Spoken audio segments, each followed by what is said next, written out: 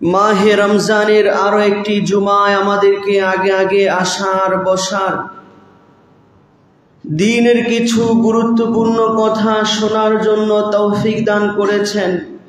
এজন্য দিল থেকে শুকরিয়া তান বলি আলহামদুলিল্লাহ।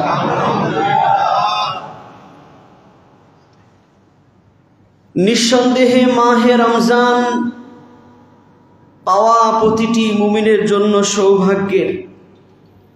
আল্লাহ পাক দয়া করে মায়া করে আমাদেরকে আরো একটি মাহে রমজান দিয়েছেন। একে একে মাহে রমজানের দিনগুলো শেষ হয়ে যাচ্ছে। এখন থেকে সংখ্যা কমার মধ্যেই আছে। 15 রোজার পর থেকেই কমার দিকে ছিল। আজকে 20তম রমজানে আমরা পৌঁছে গিয়েছি। আর মাত্র 9 দিন বা 10 দিন আমাদের হাতে রয়েছে। এজন্য এখন থেকেই প্রত্যেকে মুহাসাবা করা দরকার। প্রত্যেকে নিজের আমল নামাকে নতুন করে চিন্তা করা দরকার যে আমার আল্লাহ দয়া করে আমাকে এই রমজানটা দিয়েছেন। আগামী রমজানে আমি থাকবো কি থাকবো না কোনো নিশ্চয়তা নাই। আর এই রমজানটা আমার জীবনের শেষ রমজান হইতে পারে। আমি কি এই রমজান পায়া লাভবান হইতে পারতেছি? আমি কি রমজানকে আমার আমল নামা ভারী করার কাজে লাগাইতে পারতেছি না হেলায় খেলায় নষ্ট করতেছি? চিন্তা করা দরকার আছে কিনা বলেন। সকলেই চিন্তা করি যে আমার এই রমজান যেন আমার জীবনের শ্রেষ্ঠ রমজান হয়। আর মাত্র শেষ দশক সামনে আছে। এই শেষ দশক রমজানের সবচেয়ে গুরুত্বপূর্ণ সময়, যার কারণে এই রমজানের শেষ দশকের আসলে আল্লাহর রসুলের আমলের মধ্যে আগের চাইতে আরো বৃদ্ধি পেয়ে যেত। হাদিসের মধ্যে আল্লাহ রসুল এই কথা বলেছেন। আম্মা জান আয়েশা সহ একাধিক সাহাবী থেকে হাদিস বর্ণিত। আল্লাহর রসুলের ব্যাপারে এসেছে যে ইদা দাখালা আশরুল আওয়াখিরু মিন রমাদান, যখন রমজানের শেষ দশক ঢুইকা যাইত, আল্লাহর রসুল সাল্লাল্লাহু আলাইহি ওয়াসাল্লাম রমজানের শেষ দশককে কাজে লাগানোর জন্য সাদ্দামি ইজারা, আল্লাহর রসুল ইবাদতে এমন ভাবে লাইগা যাইতেন।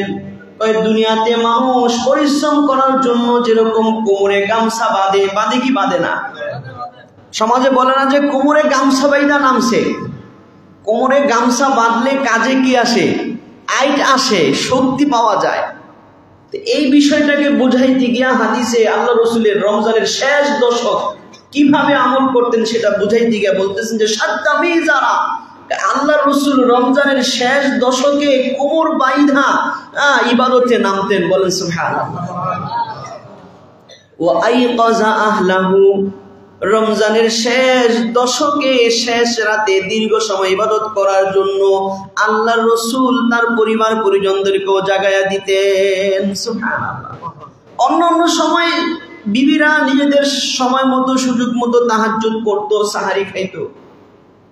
আল্লাহ রসুল তো সব সময় দীর্ঘ সময় রাতে ইবাদত করতেন, কিন্তু বিবিদের ঘুমে যেন ডিস্টার্ব না হয় সেই দিকেও লক্ষ্য রাখতেন। বলেন সুবহানাল্লাহ। এই জন্য হাদিসে পাওয়া যায় আল্লাহ রসুল যখন তাহাজ্জুদ করার জন্য উঠতেন, ফাতাহাল বাবা রুবাইদা, আল্লাহ রসুল দরজাটা আস্তে খুলতেন যাতে বিবি ঘুমায় আসে। নফল ইবাদত তো ফরজ না, সারাদিন ঘর সংসারের কাজ করেছে, সে হয়তো শেষ সময় উঠা অল্প সময় তাহাজ্জুদ করবে, তার ঘুমে যেন ডিস্টার্ব না হয়। বলেন সুবহানাল্লাহ। জুতাটাও আল্লাহ রসুল আস্তে সাবধানে পড়তেন যেন জুতা পড়তেও আওয়াজ না হয়। সুবহানাল্লাহ। কত আখলাকওয়ালা নবী ছিলেন, বিবিদের সাথে কত সুন্দর আখলাকের ছিলেন। আর আমাদের অবস্থা হচ্ছে নামাজ তো পড়েই না, মাশাআল্লাহ রমজান মাস আসলে বিবিদেরকে শুধু দৌড়ের উপরে রাখে। বিবিরা সাহারি ইফতারির আয়োজন করতে করতে নিজে কোরআন পড়ার সময়টাও পায় না। জোরে বলেন ঠিক কিনা? বিবিদেরকে ইবাদত করার সুযোগ দেওয়া দরকার। পারলে নিজে একটু সহযোগিতা করবেন, চাপ দিবেন না। যতটুকু পারে ততটুকু আলহামদুলিল্লাহ।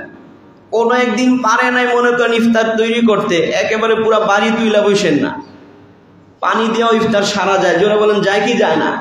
খেজুর দেওয়া ইফতার সারা যায় কি যায় না? যাই হোক, এটা মূল বিষয় না যে আল্লাহ রসুল বিবিদের সাথে এরকম আচরণ করতেন, কিন্তু শেষ দশকে আইসা আল্লাহ রসুল বিবিদেরকে জাগাই দিতেন যে ওঠো, দীর্ঘ সময় কি করো, ইবাদত করো। এই শেষ দশকের গুরুত্বের কারণে সুবহানাল্লাহ। তাহলে আমাদের এই শেষ দশক আমাদের সামনে চলে আসছে। আজকে সন্ধ্যার পর থেকেই রমজানের শেষ দশক শুরু হয়ে যাবে। এখন থেকেই আমরা রমজানের এই শেষ দশকে, শেষ ভালো যার, সব ভালো তার। হাদিসে আল্লাহ রসুল বলেছেন ইন্নামাল আমালু বিল খাওয়াতিম, নিশ্চয়ই বান্দার আমলের গ্রহণযোগ্যতা আল্লাহর কাছে শেষটার ভিত্তিতে হয়ে থাকে। কাজেই পিছনের 20 দিন যদি হেলায় খেলায় কাইটাও থাকে, এখন তো নতুন থেকে হিম্মত করে, নতুন করে আজমত করেন যে তাহাজ্জুদ ছুটবে না, নতুন করে আজমত করেন যে নফল নামাজগুলো ছুটবে না, নতুন করে হিম্মত করেন এই 10 দিনে আরো একটা খতম দিব, নতুন করে হিম্মত করেন যে এই 10 দিনে কোনো নামাজের জামাত ছুটবে না, নতুন করে হিম্মত করেন এই 10 দিনে তারাবির 1 রাকাতও ছুটবে না। নিয়ত করতে পারি তো ইনশাআল্লাহ? আল্লাহ তাআলা আমাদের সকলকে তৌফিক দান করে। যাই হোক, গত